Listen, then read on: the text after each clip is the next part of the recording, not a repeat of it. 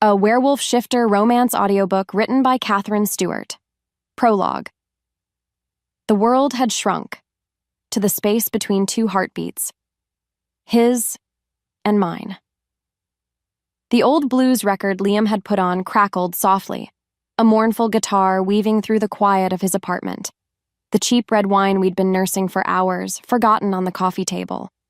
Outside, the city hummed its endless electric lullaby, but in here, the usual banter that defined us had finally dissolved.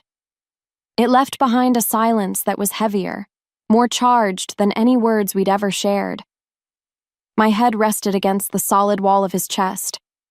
I could feel it, that steady, reassuring thump-thump of his heart against my cheek, a rhythm I knew better than my own. His hand was a warm, firm pressure on the small of my back, the other tangled gently with my own fingers. We were swaying, barely moving, in the dim, amber light of his living room. It had been his idea. A joke at first. He'd bowed with that dramatic flair, his eyes dancing with the mischief I loved, and asked for this dance. I, in a rare moment of spontaneity that only Liam ever seemed to coax out of me, had taken his outstretched hand. Now, the joke was over. His scent filled my senses. Sandalwood, worn leather, and something else. Something wild and earthy, like after a thunderstorm. The scent of home, of safety, of the one person who had seen every crack in the fortress around my heart and hadn't tried to fix them. He just stood with me. I tilted my head back.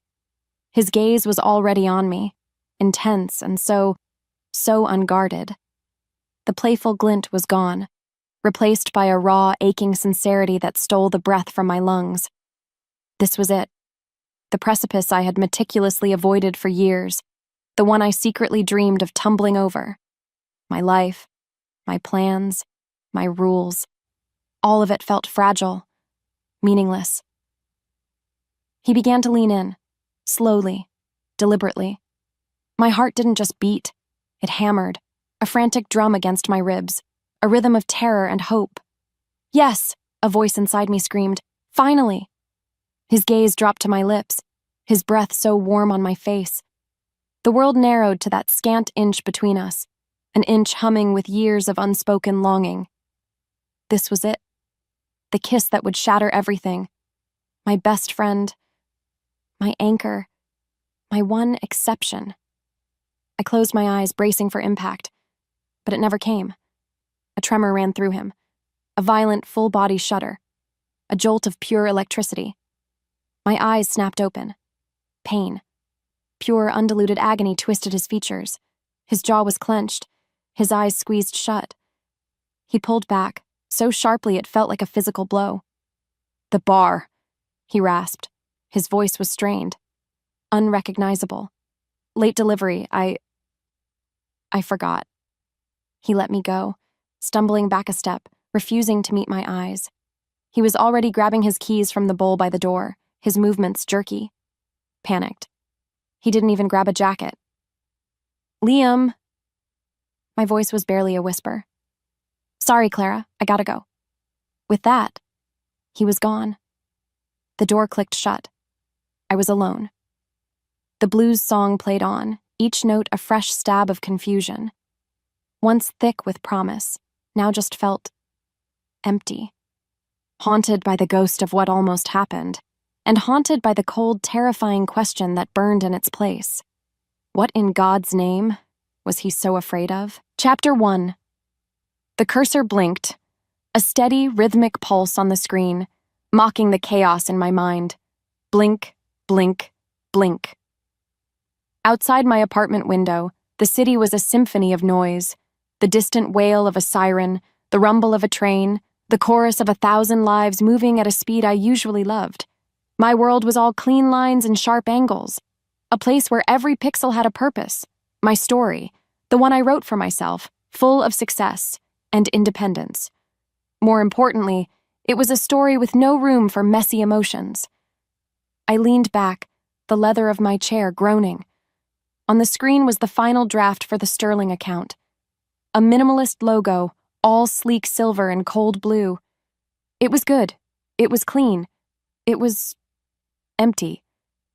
Just like Mr. Sterling himself, a man whose only communication was a string of curt emails, a puzzle I couldn't solve, and his deadline was breathing down my neck.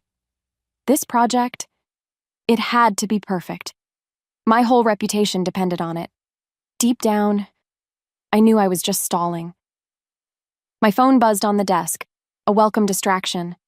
I glanced at the screen, and a small, traitorous smile touched my lips. Liam. SOS, dive bar, our table. Need an expert opinion on a new brand of whiskey that might be pure poison. My fingers flew across the screen. On my way. Don't drink the poison without me. In that moment, I shut down the design file. Mr. Sterling and his cold, empty logo could wait. Because Liam, he was my one exception, my one indulgence, my one secret weakness in a life built on strength. He was my best friend. And just like that, everything else just faded away. I grabbed my keys, the metal cool against my palm, a solid, real thing in a world of digital perfection. Even so, as I closed the door to my quiet, orderly apartment, I couldn't shake the feeling of that blinking cursor. Waiting. Was it possible to design passion when you'd locked yours away? Chapter 2. The bar was a comfortable mess. It smelled of spilled beer, old wood, and Liam. A scent of sandalwood and something wilder, something I could never quite name. He was at our booth in the corner, the one with the tear in the red vinyl. He was leaning back, a half-smile playing on his lips as he watched the chaos of his bar unfold. A king on his throne. The moment our eyes locked, his smile widened, became real. There she is, my savior from questionable spirits. You'd be lost without me, I retorted, sliding into the booth. The tension from the Sterling project began to melt away. Instantly. This was my sanctuary. Truth, he said, his voice a low, warm rumble. He pushed a glass of amber liquid toward me. Seriously, though, tell me what you think. Johnson wants me to stock it. I took a delicate sip. Fire and smoke. It burned a warm path down my throat. It's potent, but good. Your customers will love feeling like they can breathe fire. He laughed, a rich, genuine sound that made my chest ache in a way I refused to analyze. See? This is why you're the brains of this operation. I'm the brains of every operation, I said. And it was easy. Like breathing. With Liam, it always was. We talked for hours. About his bar, my impossible client, everything. He didn't offer solutions. He just listened. That was his gift. At some point, he got quiet. His gaze drifted to the window where rain streaked down the glass. Reminds me of the day we met, he murmured. I smiled. How could I forget? College orientation, a torrential downpour. I was the only one with an umbrella. He was soaked, his leather jacket dripping. With that, he'd given me that lopsided, chaotic grin and offered me his soggy jacket for just a sliver of dryness. The single stupidest offer I'd ever heard. And of course, I said yes. I'd pulled him under my umbrella, and in that small, shared space, shielded from the storm, our friendship sparked to life, inseparable. You were a mess, I whispered. Still am, he said, his eyes finding mine again. But the easy humor was gone. Something else was there, something heavy, something that reminded me of the date on the calendar, his birthday. You okay, Lee? I asked, my voice gentle. He blinked. The mask was back. Perfect. Just thinking about getting old. He winked, but it didn't reach his eyes. Before either of us could speak again, he stood. Another round? But as he walked away, I saw the tension in his shoulders, the way his hands clenched into fists, just for a second. Deep down, I knew. It wasn't about getting old. It was something else. Something he was running from. and no matter how hard I tried, I couldn't shake the feeling. Whatever it was getting closer. Chapter 3. That night, the unease followed me home. The rain had stopped, leaving the city streets slick and shimmering. Liam had walked me to my door, a comfortable silence between us. But this one, it was stretched thin, humming with everything we weren't saying. Under the weight of his stare, I felt like a puzzle he was desperately trying to solve. "You sure you're okay?" I asked again, my hand on the doorknob. His eyes were dark, a deep, stormy ocean. "I'm always okay when I'm with you, Clara." His voice was so low, so sincere. It made my heart just stop. He reached out, his fingers brushing a stray piece of hair from my face. His touch was electric, a spark that ignited a fire deep inside me. With his scent around me, rain and that wild, earthy smell that was just him, my carefully built walls began to crumble. Time stood still. As if pulled by a string, he took a small step closer. The space between us, it burned. He was going to kiss me. I knew it, a certainty both terrifying and thrilling. My whole body screamed yes, yes, finally. But then, it happened again. Without warning, a tremor shook his entire body, a flicker of agony. It flashed across his face, there and gone in a second, but I saw it. I felt it. My hand reached for him, but he was already pulling back, sharply, as if he'd been burned. "Liam," my voice trembled. "I should go," he said, his voice tight, strained. He wouldn't look at me. He just turned and walked away, his long strides eating up the distance of the hallway until he was gone, leaving me alone. Again. My chest ached, a confusion so deep it was a physical wound. In the quiet that followed, my thoughts just spun. Twice now. Twice he had been on the verge of shattering everything, only to be pulled back by some invisible, painful force. What was he so afraid of? Was it me? Or was it something inside of him? I didn't know what scared me more, the rejection, or the look of pure terror in his eyes right before he ran. And deep down, I think what scared me most was knowing something simple. He would keep running, and I would keep waiting. Chapter 4. The last customer had finally stumbled out into the night, leaving behind the ghost of his laughter. With that, quiet. A comfortable, easy quiet settled over the bar. It was late. Officially Liam's 26th birthday. We were cleaning up, a familiar dance of wiping down counters and stacking glasses. Everywhere smelled of lemons and spilled whiskey. He was humming some off-key tune, a low, happy rumble in his chest. For the first time all week, the shadows in his eyes seemed to have retreated. Because of that, I let myself relax. Truly relax. "Happy birthday, Lee," I murmured, my voice soft in the stillness. He stopped humming and turned to me, a real, unguarded smile lighting up his face. "Thanks, Clara." In that moment, the world felt right. Perfect, even. Before he could say more, the door burst open. It wasn't a customer. Two men, faces hidden by ski masks, stormed in. One of them held a gun, its metal snout a black hole in the dim light. My breath caught. My blood turned to ice. Time.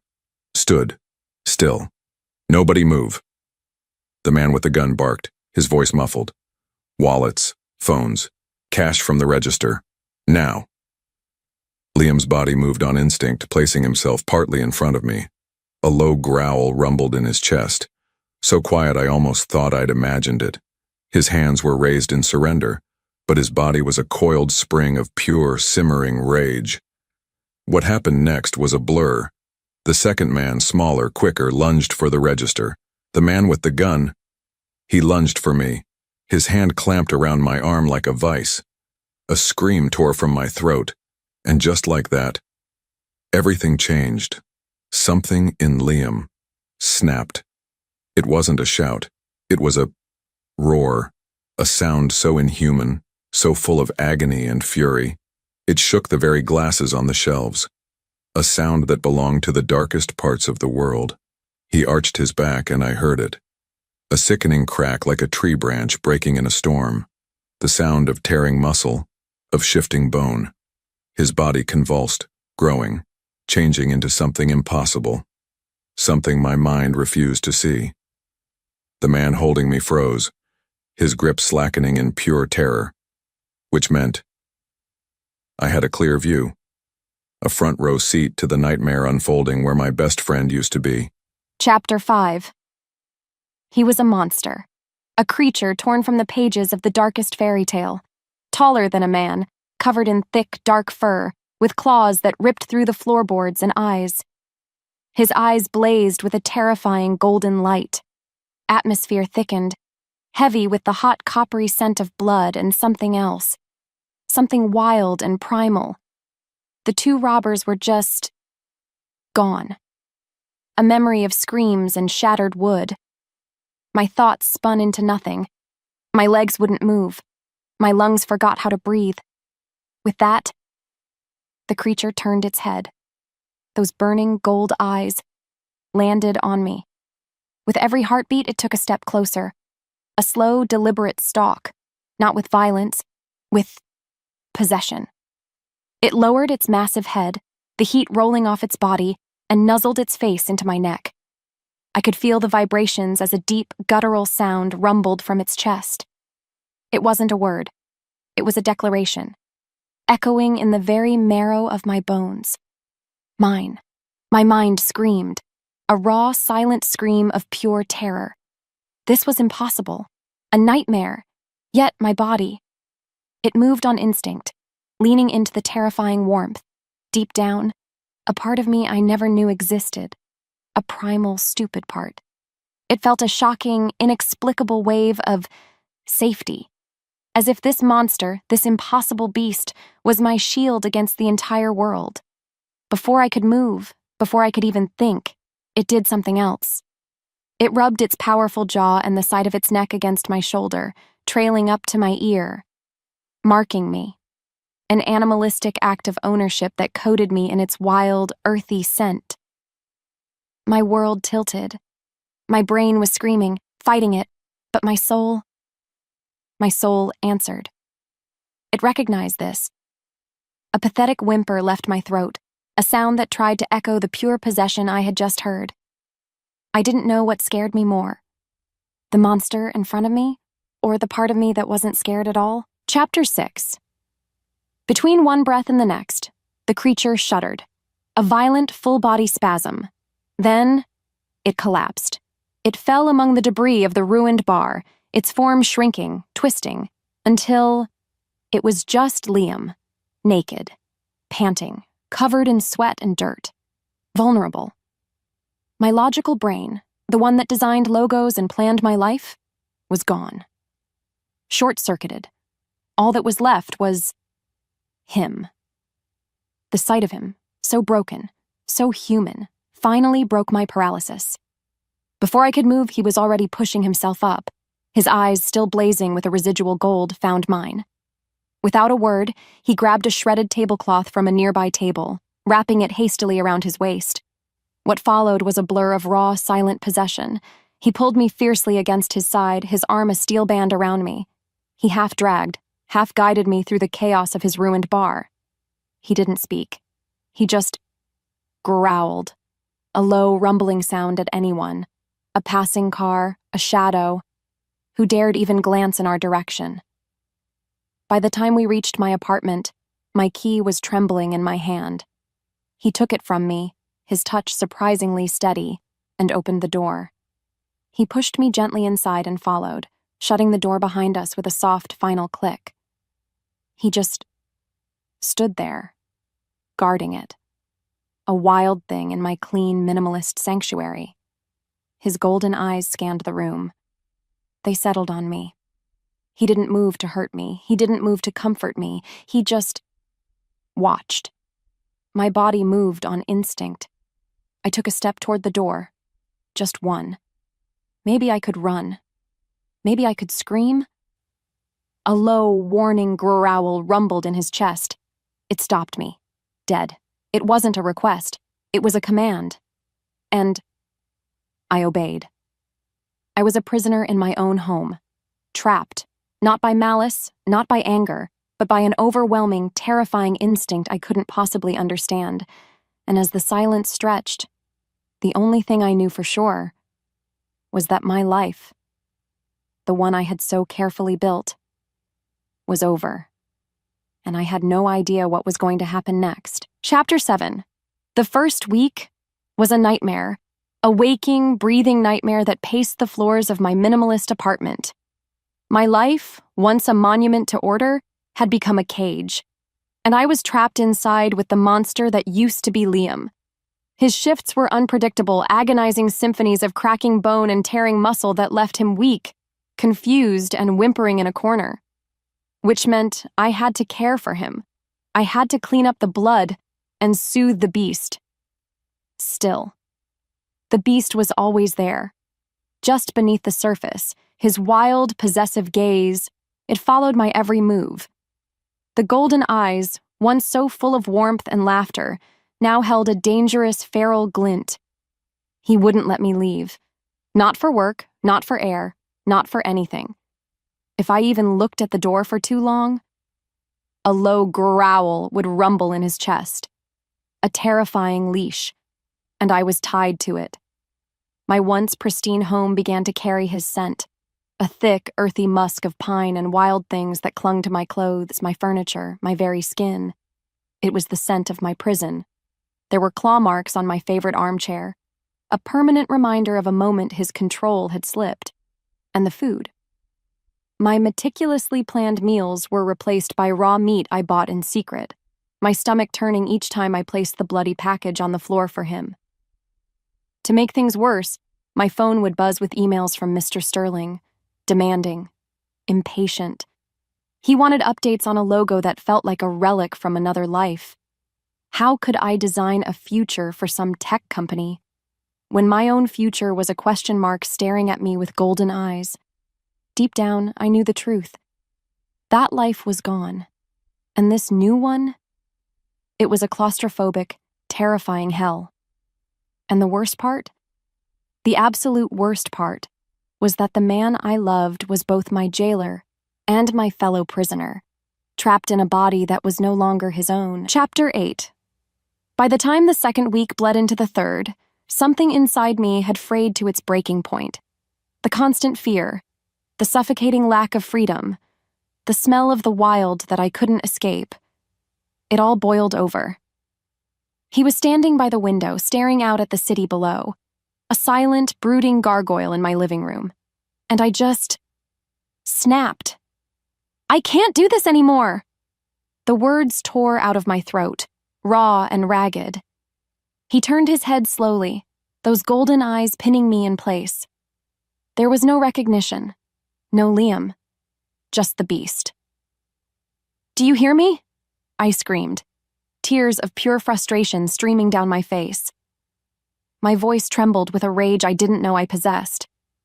"You can't keep me here. This is my home, my life. What are you? What do you want from me?" As the silence stretched, he just stared. Not with anger, not with pity. Just with an unnerving stillness. It was like shouting at a brick wall, a handsome, terrifying, occasionally naked brick wall. So, I decided to act. My body moved on instinct, a desperate surge of adrenaline propelling me toward the door. "I'm leaving, Liam. You can't stop me." Before the words left my lips, he moved. He wasn't a man. He was a blur of speed and muscle, a living shadow that blocked my path. He didn't touch me. He didn't have to. A growl rose in his throat, a deep guttural warning. It promised violence if I took one more step. My courage evaporated. My legs felt like they were filled with water. I stumbled back, defeated. The fight drained out of me, leaving an aching, hollow emptiness. The argument was over before it even began, because you can't reason with a force of nature. And in the quiet that followed, as I slid down the wall and buried my face in my hands, a horrifying thought occurred to me. Maybe this was just him now. Chapter 9. A fragile truce was born from the ashes of that failed escape. He must have sensed some shift in me, some breaking of my will, because he started to allow me small freedoms. A quick trip to the coffee shop downstairs was the first. He didn't let me go alone, of course. He followed, a silent, brooding shadow a dozen paces behind, his gaze a physical weight on my back. The bell above the coffee shop door chimed, a sound from my old life. The shop smelled of roasted beans and baked sugar, a sweet relief from the wild musk of my apartment. It was a slice of normal, a dangerous, beautiful illusion. "Can I get you anything else?" the barista asked. He was young, maybe my age, with kind eyes and an easy smile. "No, that's all, thank you," I replied, my own smile feeling rusty. Strange. "Cool name, by the way. Clara. It's classic." He leaned against the counter, his tone light and flirtatious. "I'm Jake." Before I could even form a polite response, the environment thickened. The temperature in the shop seemed to drop 10 degrees. The tension broke like a fever. Without warning, Liam was there. He moved from the doorway to my side in a silent, predatory blur. He didn't say a word. He just stood there, a wall between me and Jake. His presence so suffocatingly intense, his eyes flashing with a possessive golden fire, that the poor barista physically recoiled. Jake's friendly smile vanished, replaced by a mask of pure, stammering fear. He just nodded, turned, and practically fled. My face burned with humiliation, and something else. Something dark and thrilling that I hated myself for feeling. The moment we were back in the apartment, it exploded. "What was that?" I yelled, whirling on him. For the first time, he answered in more than a growl, his voice a low, rough rasp. He was a threat. A threat? He was a barista. He was being friendly. "He wanted you," Liam snarled. He took a step closer. "And you are mine. I am not a possession, Liam. I am not yours." I shoved him, my palms flat against his hard chest. It was like pushing a mountain. Next, his hands clamped onto my arms. His golden eyes bored into mine, a whirlwind of rage, of desperation, of a hunger so profound it terrified me. "You are," he growled, his voice dropping to a whisper that was more terrifying than any shout. "You have been since the day I met you." Then his mouth was on mine. It wasn't a kiss. It was a collision. A clash of wills and wants and weeks of pent-up fear and rage. It was brutal and desperate and so full of raw, undiluted passion that it left me breathless, my knees weak, my mind blessedly, terrifyingly blank. The space between us burned, and this time, there was no pulling away. Chapter 10. The kiss. It shattered the world, left us breathless, trembling in the charged air of my apartment. The anger was gone, burned away by a fire so hot it left nothing but raw, aching need in its wake. He stared at me, his golden eyes no longer just feral but filled with a deep, heartbreaking despair. He looked broken, lost. And in that moment, all my fear, all my anger, it just melted away, replaced by the one emotion I had fought for years to suppress. Love. "Clara," he whispered, his voice cracking. It was the most human sound I had heard from him in weeks. My hand came up, my fingers gently tracing the line of his jaw. His skin was hot to the touch, humming with a strange energy. My body moved on instinct, stepping closer, not in defiance, but in offering. "Talk to me, Liam," I murmured. "Please. I don't understand." He closed his eyes, leaning into my touch like a starving man offered a feast. As the silence stretched, I could feel the war raging inside him. Eventually, his eyes opened again, and the gold within them was softer, pleading. "I don't have the words," he breathed. "Not for all of it. All I have is instinct." He buried his face in my hair, inhaling deeply, a shudder racking his powerful frame. The atmosphere thickened. His voice was a muffled, desperate confession against my skin.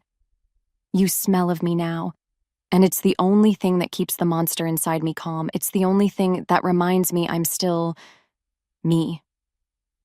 And just like that, everything changed. It wasn't a claim of ownership. It was an anchor, a lifeline. He wasn't keeping me prisoner to possess me. He was clinging to me to keep from drowning. Because of that, the last of my resistance crumbled. Deep down, I knew the truth. I was his only hope. That night, there were no more words, no more fear. There was only touch, a desperate, tender exploration in the dark. Every kiss was a question, every caress, an answer. It wasn't just passion. It was a mutual claiming, a silent, binding promise that in this storm, we would be each other's shore. Chapter 11. Come morning, a new, fragile peace had settled over the apartment. We were tangled together on my bed, the morning light painting stripes across the room. For the first time, I didn't feel like a prisoner. I felt safe. But then, a knock, frantic, loud. It hammered on the door, shattering the calm, fast, desperate. Liam was on his feet in a heartbeat, a low growl rumbling in his chest. He moved to the door, placing his body in front of it, a living shield. "Who is it?" he called out, his voice a dangerous baritone. "Liam? Liam Blackwood?" The voice on the other side was thin, trembling with fear. "My name is Evan. My mother was Eleanor Blackwood. Please, I think they know. I think they found you." The moment our eyes locked, I saw a flicker of something I'd never seen in Liam before. Recognition. And pure dread. He opened the door just a crack. The man outside was young, pale, and looked like he'd been running for a week straight. His clothes were torn, a fresh scratch running down his cheek. Evan stumbled inside, his words spilling out in a panicked rush. He told us a story that didn't belong in my minimalist apartment. A story of bloodlines, of ancient shifter families, of war. Our family, the Blackwoods, believed in living peacefully alongside humans, in suppressing the gene. But there was another family, the Volkovs. They believed in werewolf supremacy, in their right to rule. A century ago, they shattered the Blackwood pack in a brutal, bloody feud. Liam wasn't a random monster. He was the first true Blackwood alpha to emerge in 100 years. "And Marcus knows," Evan choked out, his eyes wide with terror. "Marcus Volkov. He's their alpha now. He's been hunting for any sign of your line, and he's found it. He's found you." My world tilted for the second time in as many weeks. We weren't just hiding a secret anymore. We were being hunted, and the game hadn't just changed. It was a whole new war. A war for our survival. Chapter 12. In the quiet that followed Evan's departure, the weight of his words settled upon us. A shroud, war, a ruthless alpha named Marcus. It all felt so impossible, so unreal. Liam was quiet, his jaw tight, the protector in him now warring with a prince who had just discovered his stolen kingdom was on fire. I tried to work on the sterling logo, but my hands trembled. The clean lines felt like a lie. How can you design for a normal world when you know monsters are real? The first real proof of that new reality came 2 days later. It was subtle at first, a feeling of being watched, a shadow that moved too quickly in the periphery. But then, I found it. On the doormat outside my apartment, a single perfect black crow's feather. It hadn't been there an hour ago. My blood ran cold. It wasn't just a feather, it was a message. Before I could even show Liam, my phone buzzed. An unknown number. My heart skipped. My hands shook as I opened the text. Just a few words, but they were a promise of violence, a whisper of pure malice that crawled right under my skin. "He can't protect you forever, little human, and an alpha's mate is such a pretty prize." Below the words was a picture of me, taken from across the street just minutes ago as I stood in my own living room. They were watching us, right now. As fire bloomed beneath her skin, a different kind of fire this time, not of passion, but of pure, cold fury, I looked at Liam, the man who was my friend, my lover, my captor, and my anchor. Now he had to be something more. He had to be my shield, because the enemy wasn't just a faceless threat anymore. They knew my name, they knew my face, and they were coming for me. Chapter 13. My apartment, once my sanctuary, had become a fishbowl. The text message burned on my phone screen, a poison dart of malice. They were out there, watching. And just like that, the fear that had been my constant companion for weeks curdled into something else, something hard and cold and sharp. Fury. Liam was pacing, a caged tiger whose bars had just dissolved, only to find the jungle was on fire. His scent, that wild, earthy musk, was thick with rage and a helplessness that tore at my heart. He wanted to hide me, to lock me away where nothing could touch me.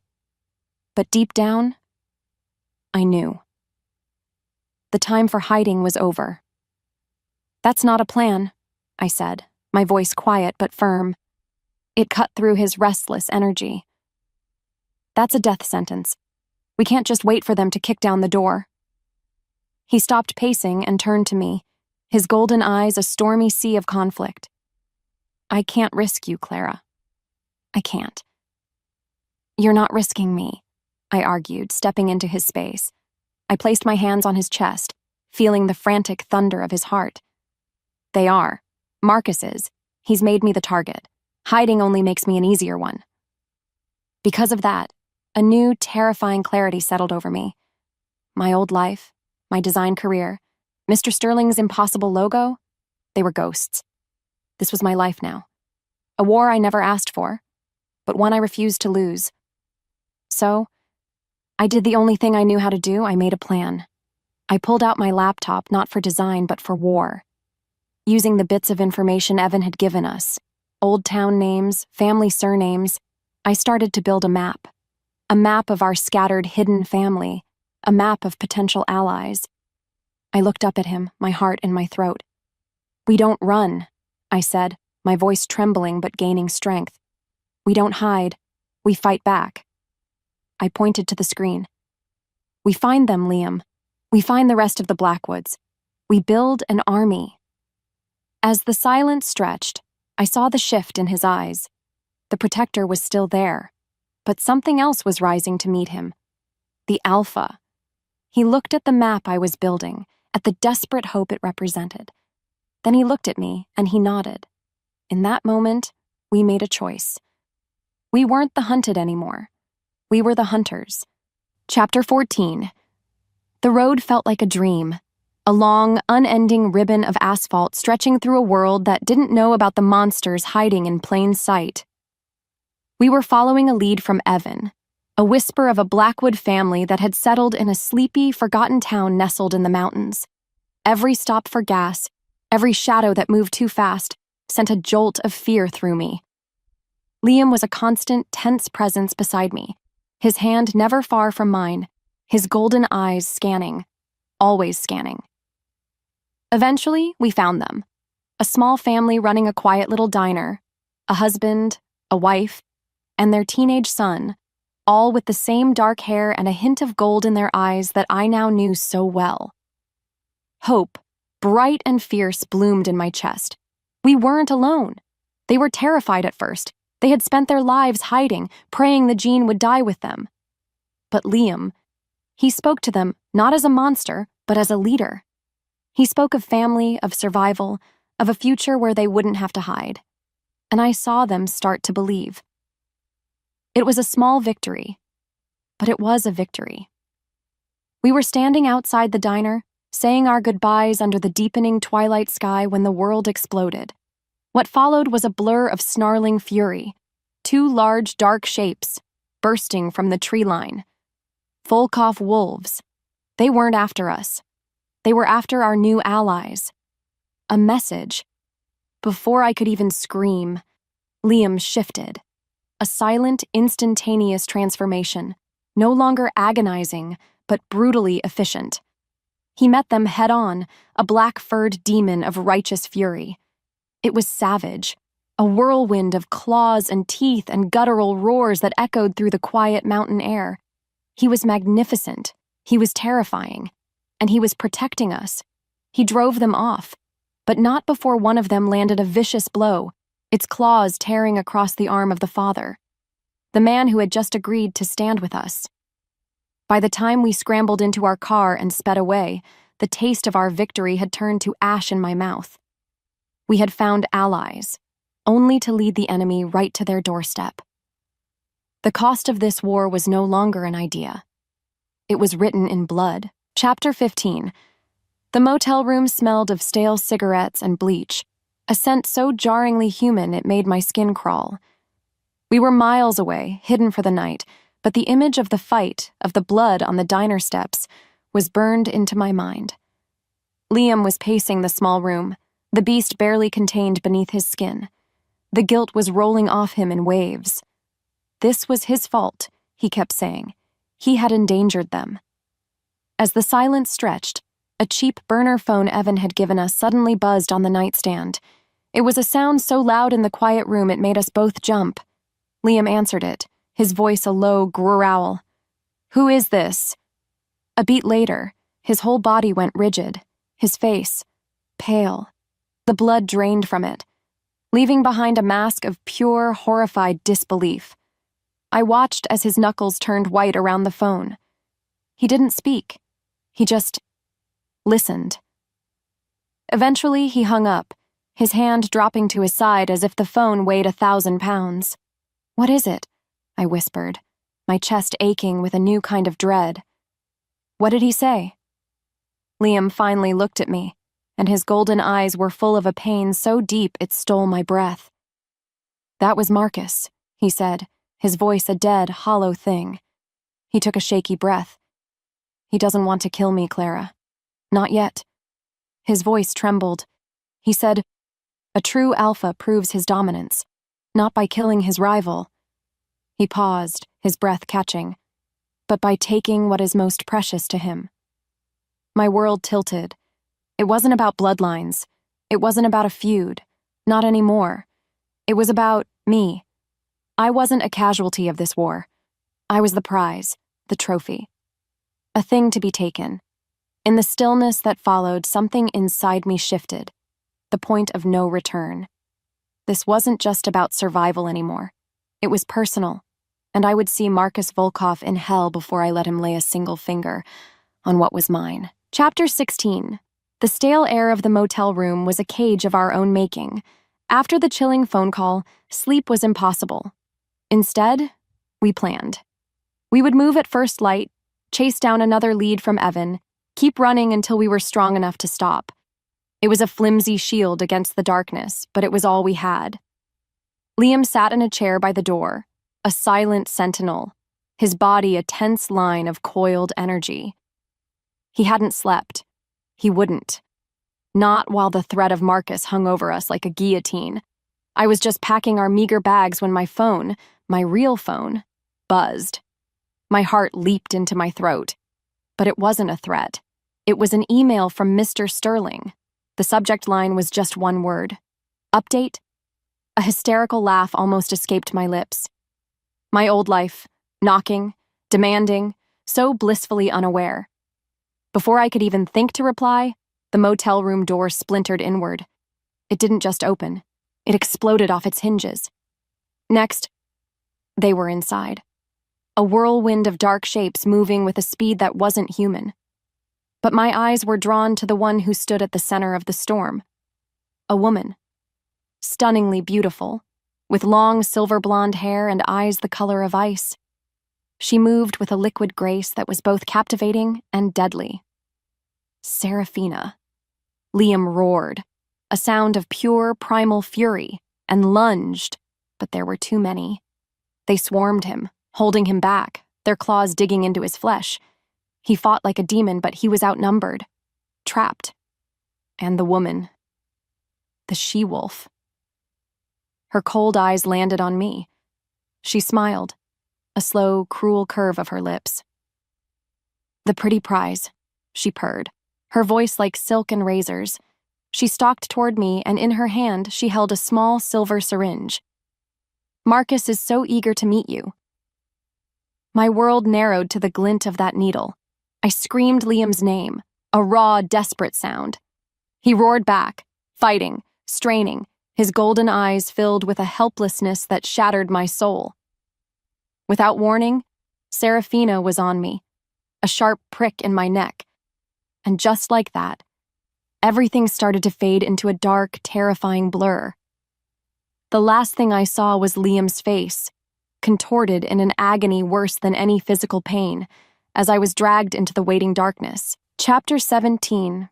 I woke to the smell of rust and damp concrete. My head throbbed, a dull, heavy ache that pulsed in time with my racing heart. I was in some kind of forgotten industrial complex, a skeleton of steel beams and shadows. My wrists were tied to a thick metal pipe. I was alone. But then, a shadow detached itself from the deeper darkness. Serafina. She glided toward me, a predator in her element. She didn't have to be in wolf form to be terrifying. Her presence was a physical weight, cold, suffocating. "Awake already?" she purred, circling me slowly. "Good. I was getting bored." "Where is he?" I rasped, my throat raw. "Where's Liam?" Her laugh was a high, cruel sound. It echoed in the vast, empty space. "Liam?" she scoffed, as if his name was a bad taste in her mouth. "Oh, the little Blackwood Alpha is probably bleeding out in a ditch somewhere. Or maybe my packmates are playing with him. They do so love a new chew toy." My blood ran cold. No, I wouldn't believe her. "Don't look so sad, little human," she said, crouching down, her icy eyes level with mine. "This is a great honor, you know, to be chosen by an alpha like Marcus. He's going to make you strong. He's going to burn all that pathetic human weakness out of you and make you a true Luna." She smiled, a flash of white teeth. "He's going to purify you." Deep down, I knew what that meant. It wasn't an honor.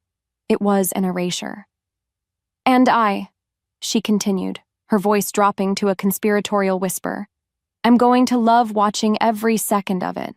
Because you see, a great alpha deserves a great she-wolf, not some fragile human pet he picked up off the street."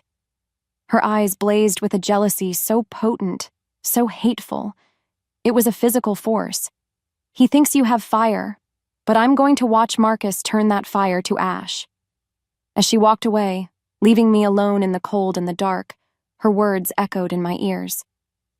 Hope, the little I had left, began to dwindle into a tiny, flickering flame, about to be snuffed out by the encroaching darkness. Chapter 18. Hours bled into one another. Time lost all meaning, measured only by the drip of water somewhere in the darkness and the frantic pounding of my own heart. Then, everything changed. A heavy metal door groaned open, spilling light into my dark prison. A figure stood silhouetted in the doorway. Tall. Powerful. Him.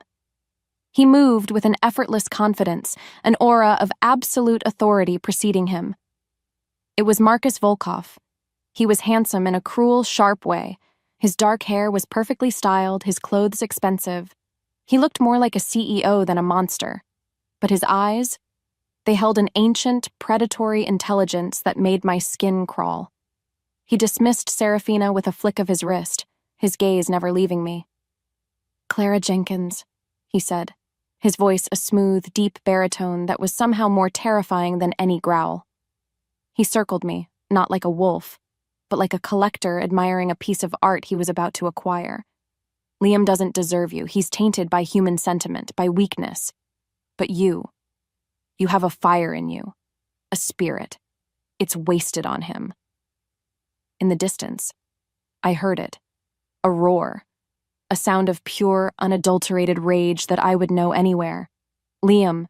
He was here. Marcus smiled, a slow, arrogant curve of his lips. Right on cue. He crouched in front of me. His scent, sharp and spicy like ozone and dark spices, was an invasion. "Don't worry," he murmured, his voice dropping low. This will only hurt for a moment. Without warning, he lunged forward. His intent was clear. He wasn't going to bite me. He was going to claim me, to mark me with his own scent, to override the bond I shared with Liam, to break me and remake me as his. It was the ultimate violation, my deepest fear made real, to have my very self, my soul, erased and rewritten by him. As his face neared my neck, his cold breath on my skin, I heard Liam's roar again, closer this time, but not close enough. All seemed lost. But in the quiet that followed that thought, something inside me shifted. The terror didn't vanish. No.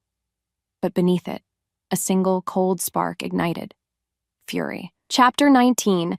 As Marcus's cold breath ghosted across my skin, something inside me broke, but it wasn't my spirit. It was the cage around my fear. The terror was still there, a frantic bird beating against my ribs, but now it was joined by a cold, sharp, and blessedly familiar companion. Logic. My mind, the part of me that saw patterns and solved problems, suddenly roared to life. He saw me as a prize, a thing. And in that moment, he made the biggest mistake of his life. He underestimated me. He thought my humanity was a weakness. But deep down, I knew the truth. It was my weapon. While Liam's enraged roar echoed through the massive warehouse, my eyes were no longer just seeing my own impending doom. Instead, they were scanning, analyzing. The drip of water from a rusted pipe became a potential slip hazard. The stacks of old wooden pallets became potential cover. And the big red fire extinguisher mounted on a nearby pillar, well, that became a possibility. A beautiful, glorious possibility. Serafina was standing off to the side, a smug, cruel smile on her face as she watched what she thought was my end. She was a key piece on the board, a distraction, a vulnerability. And so was Marcus's arrogance. He was so focused on his prize, so sure of his victory, that he wasn't paying attention to the details. He wasn't paying attention to me. I was not a damsel. I was not a trophy. I was a strategist. And this was my battleground too. With every heartbeat, a plan began to form. It was a crazy, desperate, and probably suicidal plan. But it was a plan. And it was mine. Before she could move, before she could second-guess herself, another roar from Liam, closer this time, shook the foundation of the building. Showtime. The fury inside me solidified into a diamond-hard resolve. He wanted a war? I was about to show him what a war with Clara Jenkins looked like. Chapter 20. Between one breath and the next, Liam was there. Not a man, not a beast, but a terrifying, beautiful fusion of both. He was a storm of black fur and golden rage, and he crashed into Marcus with the force of a tidal wave. The sound was a symphony of snarls and the sickening crunch of impact. The fight was brutal, visceral. A savage dance of predator against predator. My heart seized in my chest. Liam was stronger, faster. He was fueled by a level of pure alpha rage I had never seen before, a fury born from seeing me in another man's grasp. But he was also reckless. He was all rage, no cunning. Each blow was a wild, powerful swipe, but Marcus, older and more experienced, was like a matador. He was precise.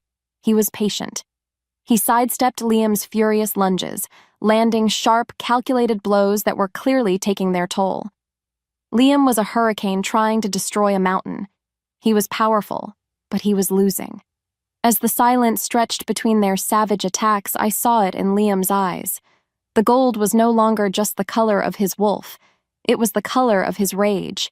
It was consuming him. The man I loved, the human part of him that was my anchor, was drowning in the primal fury of the beast. And if he drowned, we would both die here.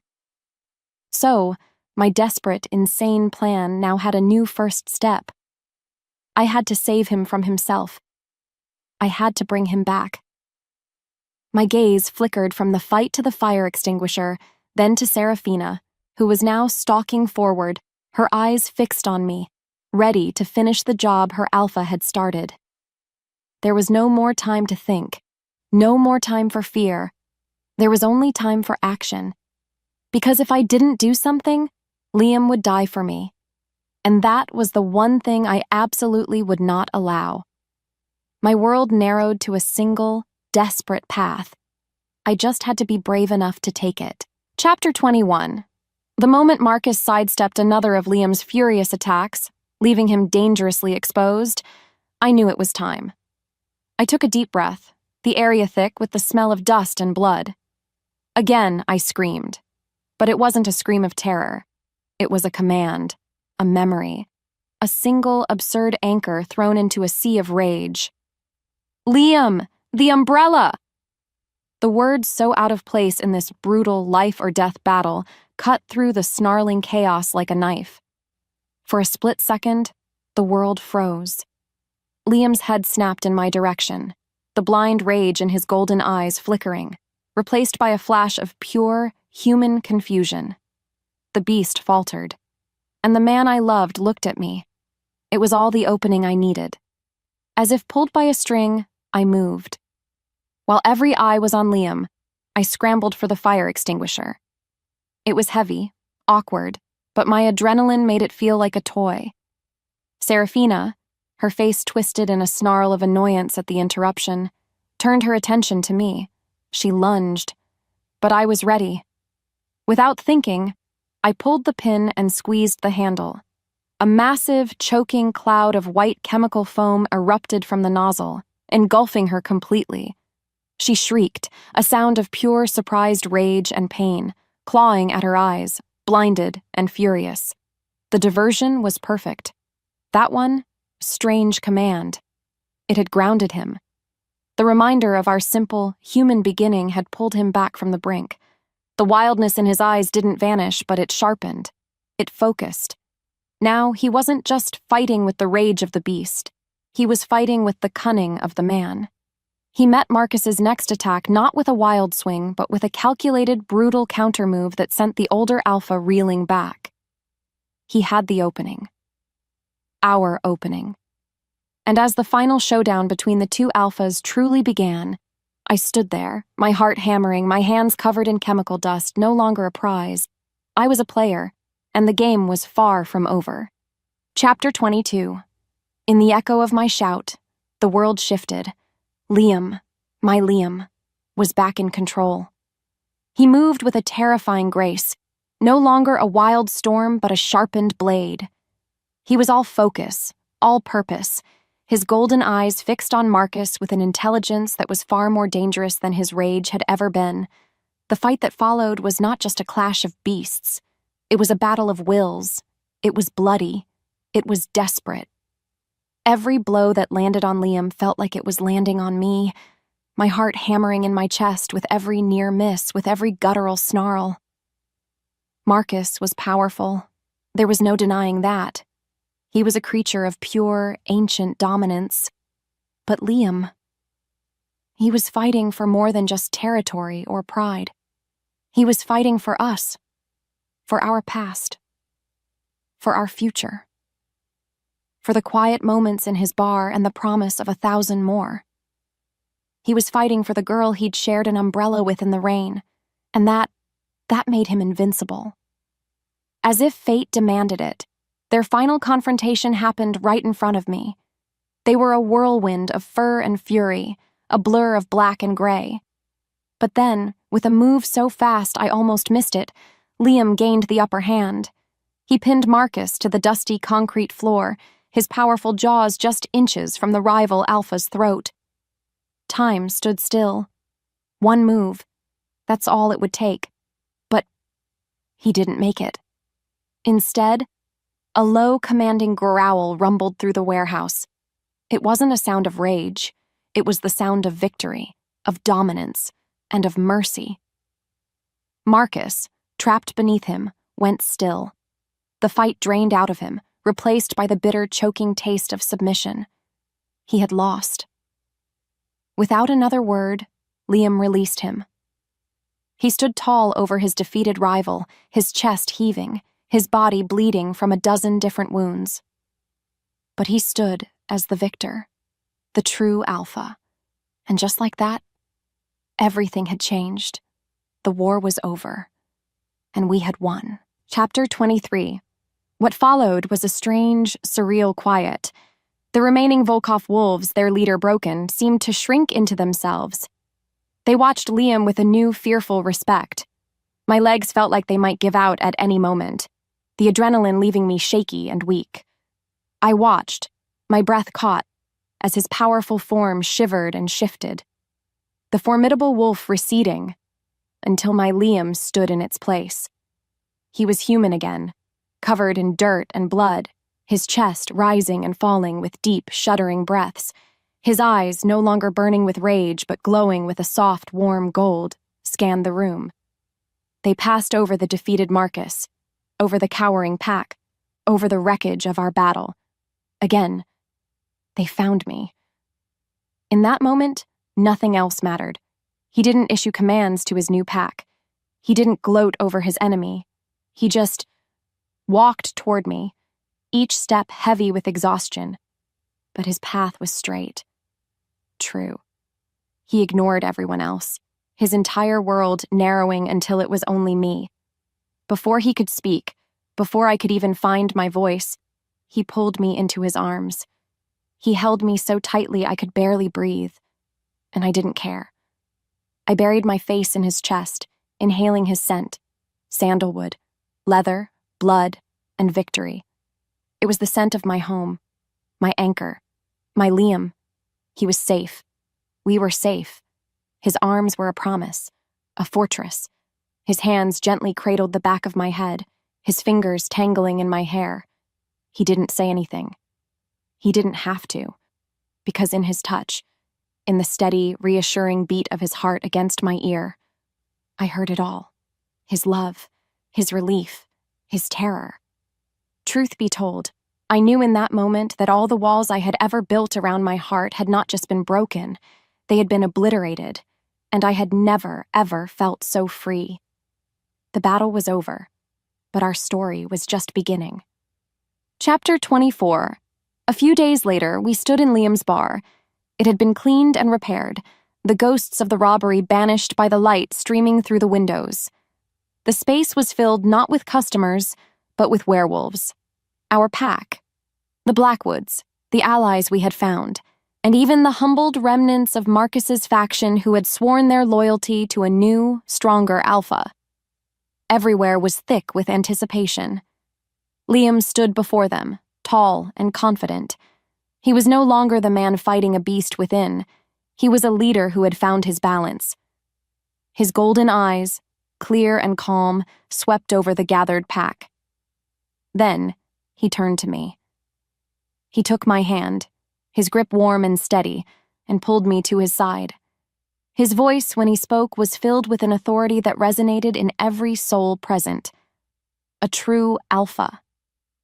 "She is Clara," he announced, his words echoing in the sudden silence.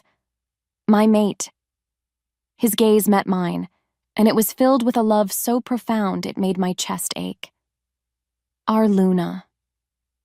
A murmur went through the crowd. A human Luna? It was unheard of. But Liam, he wasn't finished. In a gesture that shocked every wolf in the room, the powerful alpha of the Blackwood pack, the warrior who defeated Marcus Volkov, slowly, deliberately, bowed his head. To me, it was an ancient, sacred sign of respect, of reverence, of partnership. "Her word is my word," he declared, his voice leaving no room for argument. "Her safety is this pack's highest law. Her wisdom will be our guide." As he straightened up, a genuine smile touched his lips. It was the smile I had fallen in love with all those years ago, and it was all for me. Our story ended with us standing on the small balcony above his bar, looking out at the city lights. My city. His arm was securely around me, his chin resting on my head. The primal energy that once caused him so much turmoil was now a comforting warmth, a quiet strength that was entirely focused on me.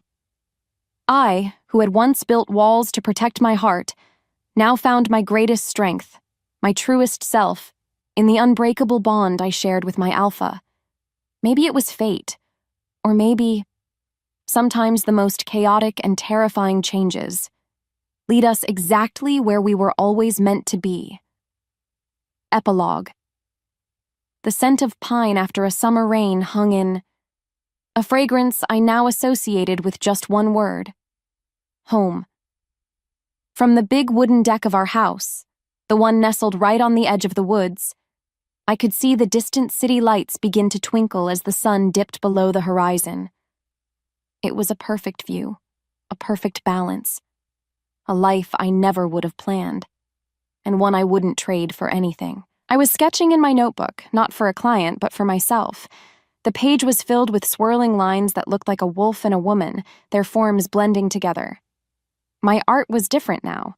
It was messier, more passionate, more alive, just like me.